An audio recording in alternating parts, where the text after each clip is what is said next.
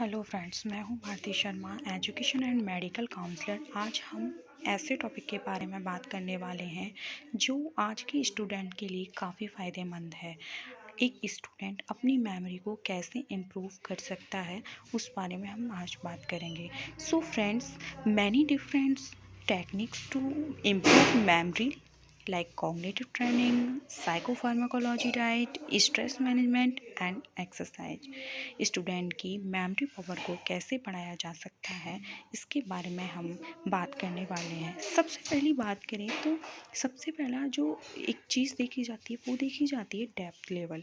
किसी भी मेमोरी का डेप्थ लेवल, किसी भी इंफॉर्मेशन का डेप्थ लेवल, किसी भी इंफॉर्मेशन के लिए अगर कोई भी इंफॉर्मेशन है या कोई भी कंटेंट आप पढ़ रहे हो तो उसके जो बाह्य गुण हैं, जिनको अपन सतही गुण के नाम से जानते हैं, जिनको अपन इंग्लिश में स्कियोलॉजिज्म कहते हैं, उन पर ध्यान देने की बजाय आपको उस इंफॉर्मेशन की मीनिंग जान लेना ज़रूरी होता है।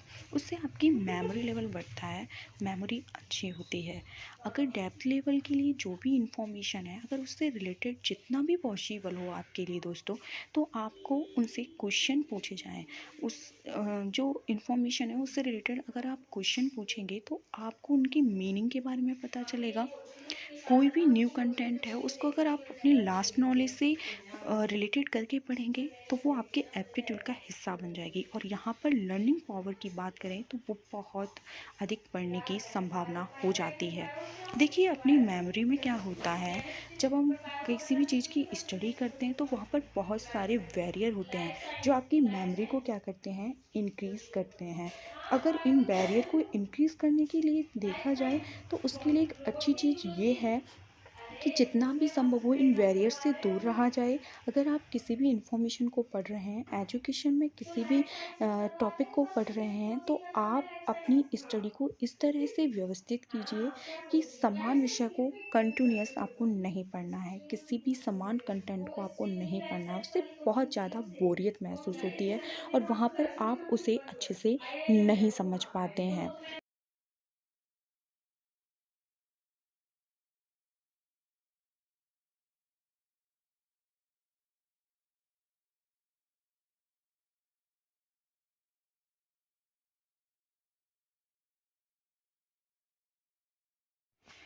और आपको अलग अलग कंटेंट पढ़ना है, आपको अलग अलग सब्जेक्ट अलग अलग टाइम पे फॉलो करनी है। एक सेम टाइम पर आपको एक जैसी सब्जेक्ट नहीं पढ़नी है।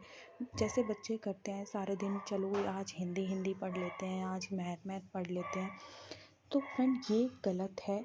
और इससे आपकी मेमोरी में बैरियर्स पैदा होते हैं जिनसे आपको हमेशा बचना है। इन चीज़ों को हमेशा अवॉइड करना है। आपको अलग अलग सब्जेक्ट पढ़नी है, अलग अलग कंटेंट पढ़ना है, और उस टाइम में आपको बीच बीच में आपको अपने आप को रिलैक्स भी देना है। आपने सुना ही होगा इस चीज़ के बारे में कि एक बार में एक पढ़ाई का टाइम जो होता है वो 40 मिनट ही होता है।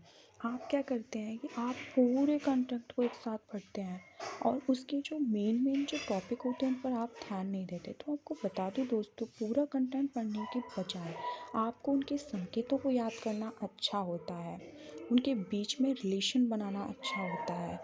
आपको आपकी उससे रिट्राइवल जो प्रोसेस होती है वो बढ़ती है। तो फाइनली अगर हम बात करें दोस्तों, तो सबसे पहले का काम है आपको किसी भी इंफॉर्मेशन का प्रीव्यू देखना, सेकंड उससे क्वेश्चनिंग करना, जो थर्ड चीज़ है वो है आपको पढ़ने के बाद आपको क्या करना है, सेल्फ रिपीटिशन करना है। चाहे तो आप मन में सोचते विचारते रहिए जो कंटेंट आपने पढ़ा है, या फिर आप उसे बोल बोल कर याद करें। उसके बाद आप सेल्फ टेस्ट लें, अपना मूल्यांकन करें कि हमने जितना पढ़ा है वो हमारे लिए कितना समझ में आया है, और जो समझ में नहीं आया है उसे दोबारा पढ़ें। एंड जो भी क्वेश्चंस उससे बनते हैं उसके आंसर्स अवश्य, अगर आप खुद से क्वेश्चन करके खुद से उनके आंसर ढूंढेंगे तो आपको अपनी मेमोरी में इम्प्रूवमेंट दिखाई देगा।